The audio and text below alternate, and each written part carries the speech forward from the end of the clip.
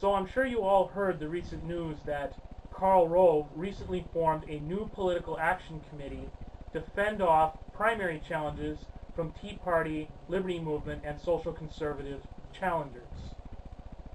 What does this mean for the GOP Civil War as it moves on towards election season in 2013 and the big election season in 2014?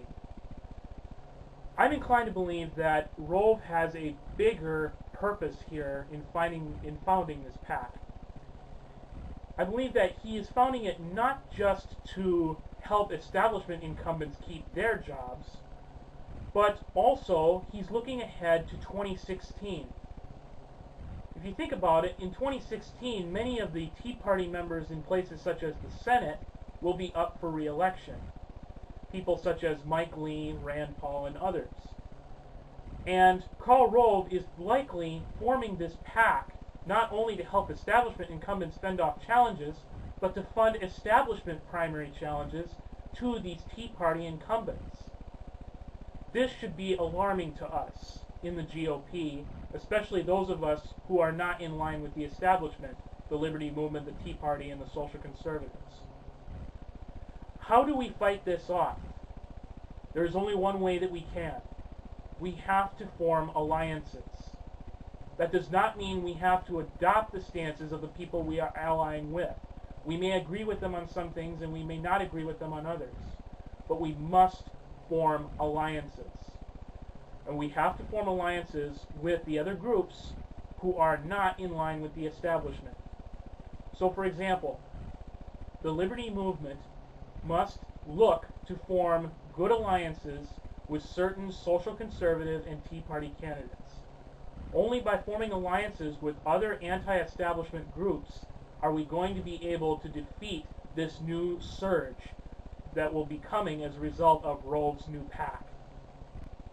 We are already seeing what an influence we are having.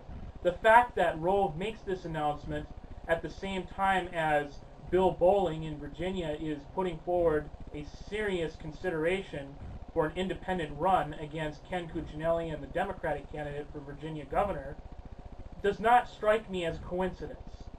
I believe that the establishment was expecting to hang on to the Virginia's governor's race and the Virginia GOP nomination for governor pretty easily, with the Tea Party having been smeared so badly in 2012. However, that is proving not to be the case. The Tea Party and the Liberty Movement is stronger than ever, especially when they ally like they did in Virginia. Virginia is a clear example of what can happen when the Tea Party, the Liberty Movement, and the social conservatives all come together to defeat a common enemy, which is the establishment. We must take this tactic and start using it nationwide. We have to form alliances. That does not mean that we have to adopt everything that these other groups stand for. We can agree with them on some things and not agree with them on others. But we have to unite to defeat the common enemy. And that is the most important step that we have to take.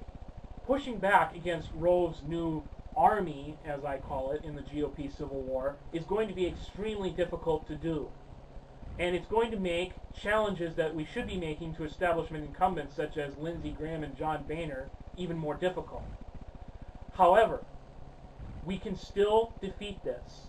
But if we do not, then we can expect that there will be numerous establishment primary challenges to Tea Party incumbents in 2016. With this in mind, if we're going to defeat this, we need to have early starts.